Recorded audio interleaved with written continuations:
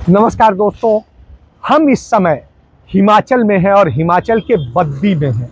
यहाँ से मनाली आप देख सकते हैं 262 किलोमीटर है, बिलासपुर वो 79 किलोमीटर है, स्वारघाट 49 किलोमीटर है, नालागढ़ 16 किलोमीटर है और बद्दी में आप खड़े हैं। यहाँ मैं इसलिए आज यहाँ पर उत्तर प्रदेश के मुख्यमंत्री योगी आदित्यनाथ आए हुए हैं और वो भारतीय जनता पार्टी के लिए यहाँ प्रचार कर रहे हैं और कह रहे हैं हम यहाँ यूपी मॉडल देंगे।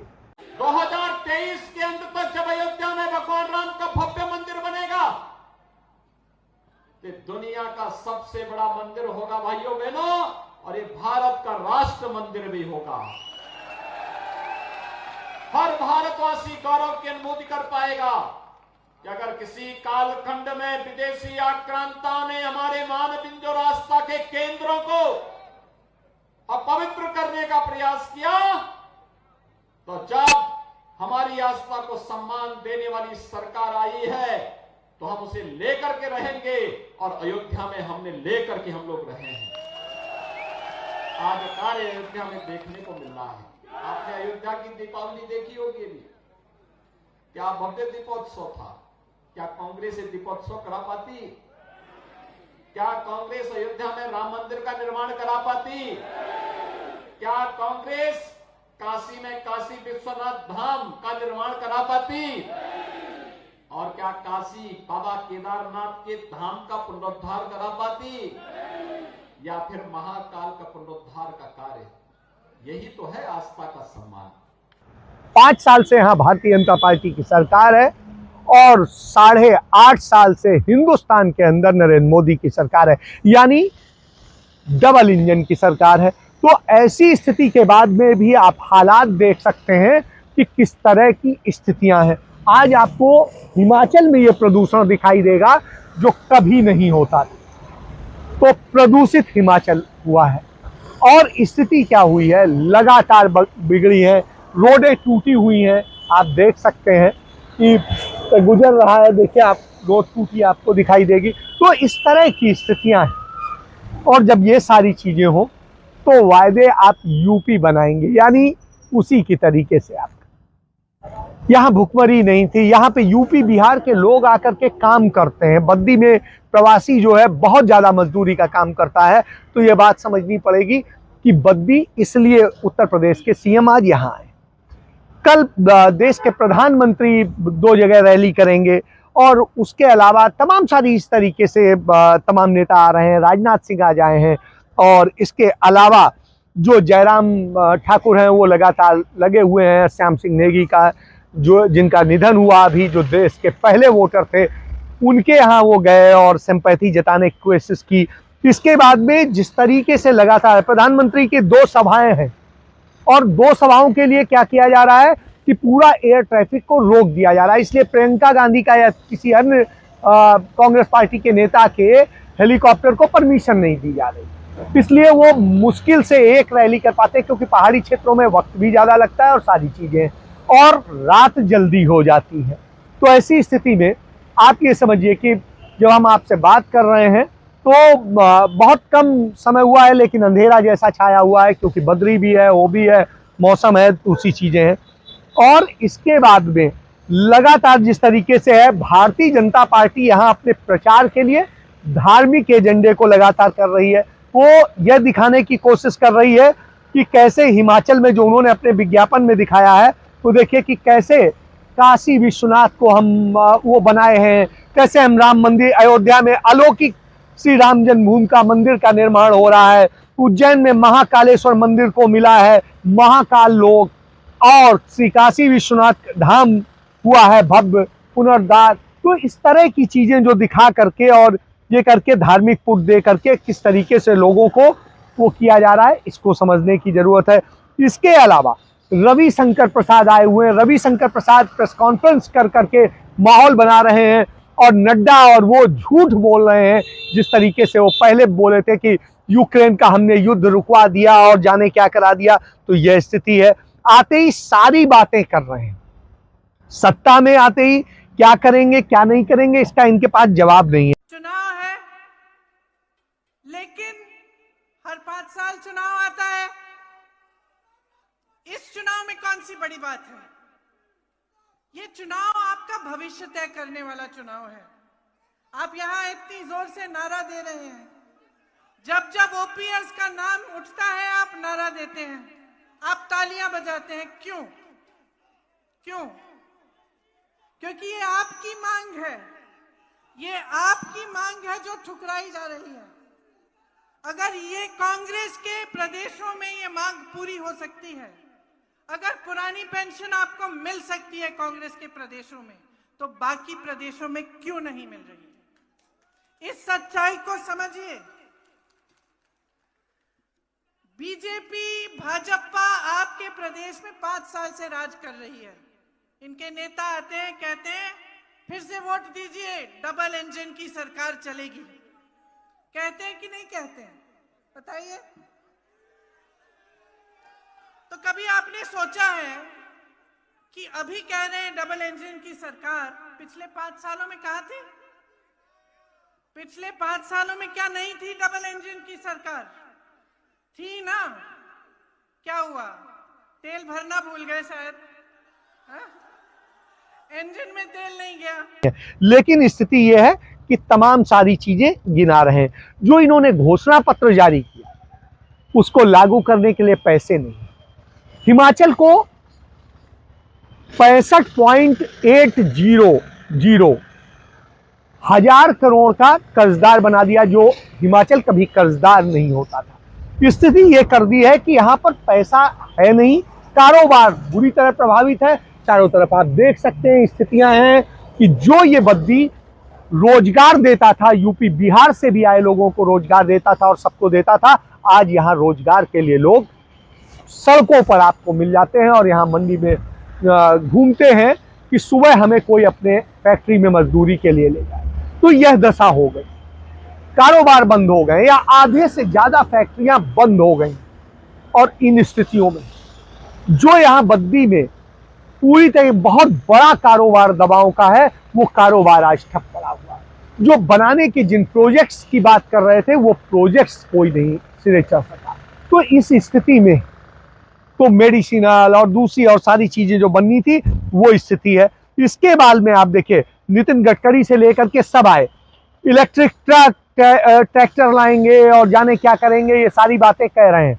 यही नितिन गडकरी 5 साल पहले आए थे तो इन्होंने कहा था 69 हाईवे से जोड़ेंगे, आज तक एक से भी नहीं जोड़ पाए हैं।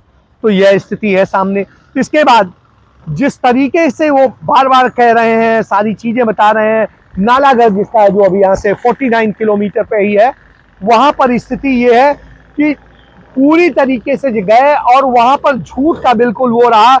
और जो बोले हैं कि हिमाचल में अब जो है रिवाज बदलेगा और इसके लिए हम ये करें, तो आप ये समझिए कि ये स्थिति हो गई। पैराग्लाइडिंग और सबको रोक दिया गया है क्योंकि प्रधानमंत्री और उसके लिए 5 दिनों तक यहाँ बसें नहीं मिलेंगी, अब सरकारी बसें उनको बंद कर दिया गया है। तो ये स्थिति है। लेकिन लोग पूछ रहे हैं, हुजूर अग्निवीर बना के आप क्या कर रहे हैं? लोग पूछ रहे हैं, नड्डा और जयराम की जो टिप्पणियां हैं उनको लेकर के आ रहा है कि कितना झूठ बोलते हैं। तो ये क्या झूठ की सरकार है, जुमलों की सरकार है?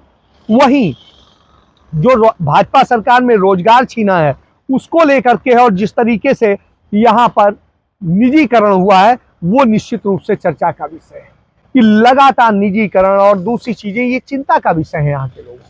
प्रियंका गांधी ने यहाँ के लोकल मुद्दों को एड्रेस किया है कि कैसे सड़कों की स्थिति है, कैसे रोजगार की स्थिति है, कैसे इंडस्ट्री की स्थिति है। जो पुराने रोजगार और वो इंडस्ट्री थे, एमएसएमई सेक्टर्स थे, दूसरे थे, जिनसे यहाँ के लोगों को रोजगार और पैसा मिल रहा था, वो सब क्यों आप जो पैकेजेस मिल रहा था, जो बद्दी जैसे और इन सबको, वो क्यों खत्म कर दिया?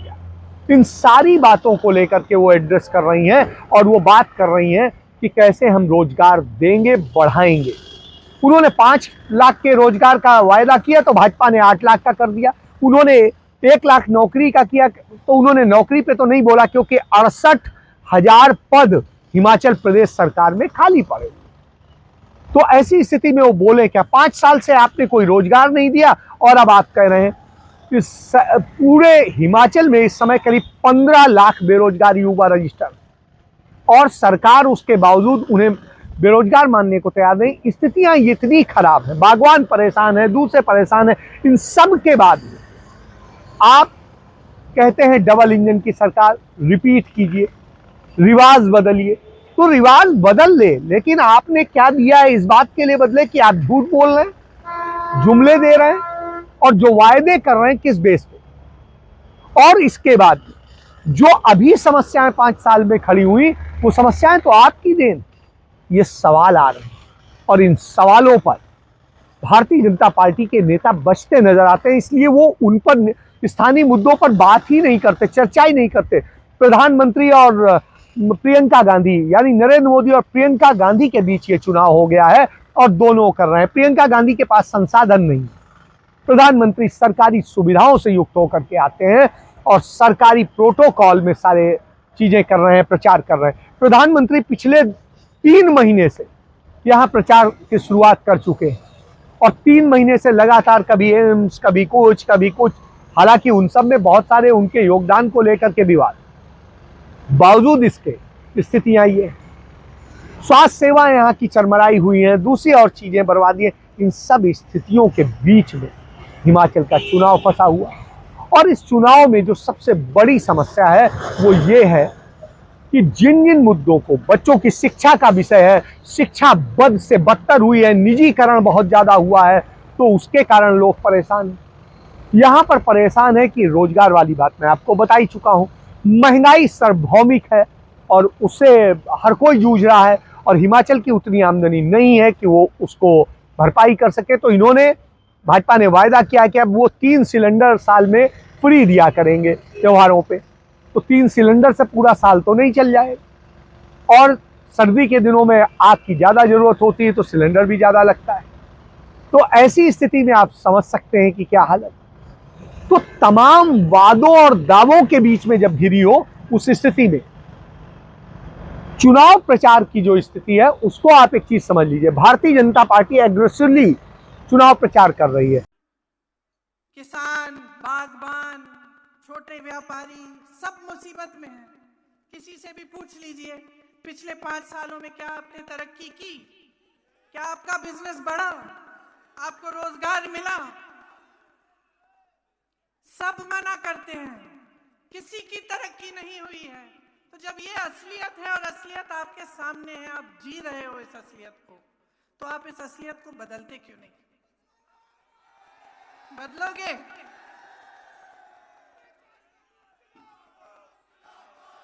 ये प्रदेश आपने बनाया है, आपने बनाया अपनी मेहनत से। यहाँ तमाम बच्चे शिक्षित हैं, महिलाएं शिक्षित हैं, आगे बढ़ना चाहती हैं, युवा आगे बढ़ना चाहते हैं, लेकिन इन लोगों ने गलत निर्णय लेकर इस प्रदेश को बिगाड़ने के अलावा कुछ ठोस काम नहीं किया है। डबल इंजन की सिर्फ बातें हैं, आगे बढ़ाने की कोई बात नहीं है।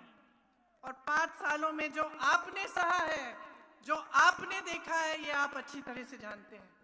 इस बार का हिमाचल चुनाव बहुत खास है। खास इसलिए क्योंकि इस बार 12 नवंबर को जो वोट पड़ेंगे, वो वोट सिर्फ आने वाले 5 वर्ष के लिए नहीं है।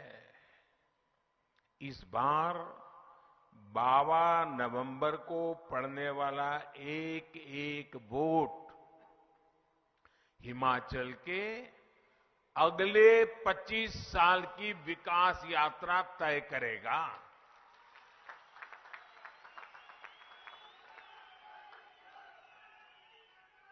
कुछ महीने पहले ही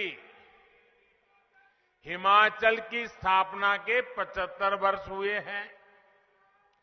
कुछ सप्ताह पहले ही भारत ने भी अपनी आजादी के 75 वर्ष पूरे किए हैं।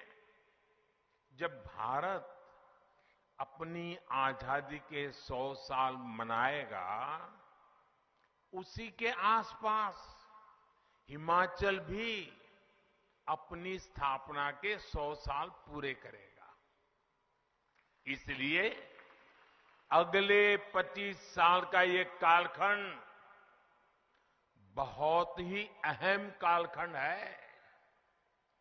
अमृत काल के इन वर्षों में हिमाचल में तेज विकास जरूरी है, स्थिर सरकार जरूरी है। मुझे खुशी है कि हिमाचल के लोग, यहां के युवा, यहां की माताएं बहनें इस बात को अच्छी तरह समझ रही है। वो जानते हैं भाजपा यानी स्थिरता, भाजपा यानी सेवा भाव, भाजपा यानी समभाव, भाजपा यानी नीतियों में स्थायी भाव। क्यों उसके पास संसाधन की कमी नहीं? केंद्र सरकार के 1.5 दर्जन मंत्री यहां डेरा डाले हुए हैं। टोटल आप ये समझिए कि चंद जिले और चंद जिलों में, उन 12 जिलों में स्थिति ये है कि 1.5 दर्जन केंद्रीय मंत्री हैं। इसके बाद में उत्तर प्रदेश से 50 एमएलए आए हुए हैं। इसके बाद में उत्तर प्रदेश के मुख्यमंत्री हैं, उत्तराखंड के मुख्यमंत्री हैं और तमाम जगह के नेतागण हैं, केंद्रीय नेता हैं, राष्ट्रीय अध्यक्ष हैं, प्रधानमंत्री हैं समेत। आप समझ सकते हैं कि क्या स्थिति है। आज स्मृति ईरानी भी आई हुई, वो भी बोल रही, वो हमला बोल रही है प्रियंका गांधी पे, राहुल गांधी पे और सारी चीजों पे। ठीक है, बोलिए, लेकिन मुद्दे पे तो बात कीजिए। तो मुद्दे पे कोई बात नहीं कर रहा है। क्यों ये सरकार गूंगी बहरी बैठी हुई है?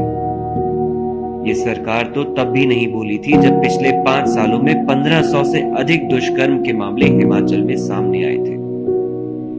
जिस निर्दयी दरिंदे ने इस बच्ची के साथ ये पाप किया, वो तो सरेआम घूम ही रहा है, लेकिन सत्ता की सुरक्षा में बैठे उस बच्ची के बाकी मुजरिम भी चरमराती सुरक्षा व्यवस्था का तमाशा खुली आंखों से देख रहे हैं। कब तक उन लोगों की रूह नहीं कांपेगी जो दिन भर हिमाचल का रिवाज बदलने का नारा लगाते हैं? और ये देवियों का देश है, देवभूमि है। इस देवभूमि में किसी दूसरे देवता की जरूरत नहीं, यह खुद देवता बना। तो इस देवभूमि में क्या है, किस तरह से है, ये सारी चीजें सामने हैं, जमीनी हकीकत आपके सामने। आप इसको देखें, यदि कि किस तरह की स्थितियां हैं, किस तरह के हालात हैं, तो आपको चिंता होगी। इतना खूबसूरत हिमाचल होता था, प्यारा हिमाचल होता था, सुंदर हिमाचल होता था, आज प्रदूषित हिमाचल। आज यहाँ व्यवस्थाएं बिगड़ी हुई हैं, सड़कें टूटी हुई हैं, दूसरी चीजें कोविड के दौरान जो बर्बादी हुई उसका कोई भरपाई नहीं है। इन सब स्थितियों में आपके पास जवाब, तो जब जवाब न हो तो इसी तरह की बातें हैं। तो दावों और वायदों के बीच में फंसा है यहाँ का मतदाता। किस करवट जाएगा ये वो जाने, लेकिन इतना जरूर है उसके अंदर नाराजगी स्पष्ट देखने को मिल रही है। वो बार बार इन मुद्दों को खुद बता रहा है और उसने जो मुझे बताया वो मैंने आपको बताया। तो आप इससे समझ लीजिए कि ये चुनाव इतना आसान नहीं है जितना आसान समझ रहे हैं। एक तरफ पूरा धन की लड़ाई है, परसेप्शन की लड़ाई है, सरकार खड़ी है, दूसरी तरफ बगैर पैसे के, बगैर संसाधनों के, बगैर उसके प्रियंका गांधी अपनी टीम के साथ लड़ रही हैं और टीम के साथ में उनके सपोर्ट के लिए लोग आ रहे हैं, लेकिन धन नहीं, तमाम और साधन नहीं, सरकारी बाध्यताएं लगा दी गई और उसके कारण प्रियंका गांधी हेलीकॉप्टर नहीं मूव कर सकती हैं, लेकिन प्रधानमंत्री और उनके लोग तमाम कर सकते हैं। और कल हमने देखा पृथ्वी सिंह पाटिल जो यहाँ प्रदेश अध्यक्ष हैं और पूर्व मुख्यमंत्री की पत्नी है, उन्हें जाना था हमीरपुर और हेलीकॉप्टर को जो रूट तय होता है, एयर ट्रैफिक बताता है, उसने गलत बताया और वो दूसरी जगह पहुंच पाई और अपनी रैली नहीं कर सकती। तो ये स्थितियां हो रही हैं, इस तरह से खेल किया जा रहा है। चुनाव आयोग से तमाम बार यहाँ के डीजीपी की शिकायत हो चुकी है, लेकिन डीजीपी के खिलाफ सारी तथ्यों के साथ शिकायत के बाद कोई कार्रवाई नहीं हो रही। तो चुनाव आयोग भी भाजपा का ही एजेंट बन के काम कर रहा है। तो इस तरह की स्थिति, और वो हमने देख लिया। गुजरात के चुनाव की घोषणा उसने प्रधानमंत्री की सुविधा के अनुसार ही तय की कि जिससे यहाँ का चुनाव निपटे और उसके बाद प्रधानमंत्री वहां पर करें। तो प्रधानमंत्री की अभी और भी रैलियां हैं। तो ऐसी स्थिति में प्रियंका गांधी किस तरह से लड़ेंगी, कैसे जीतेंगी या क्या होगा, यह जरूर सवालों में है। लेकिन इतना जरूर है, जनता समस्याओं में फंसी है, जनता रो रही है और जनता अपने दर्द बयां करती है, भले ही आप उसको समझें या ना समझें। इसके साथ मैं अपनी बात समाप्त करता हूं। कल फिर मिलेंगे। धन्यवाद।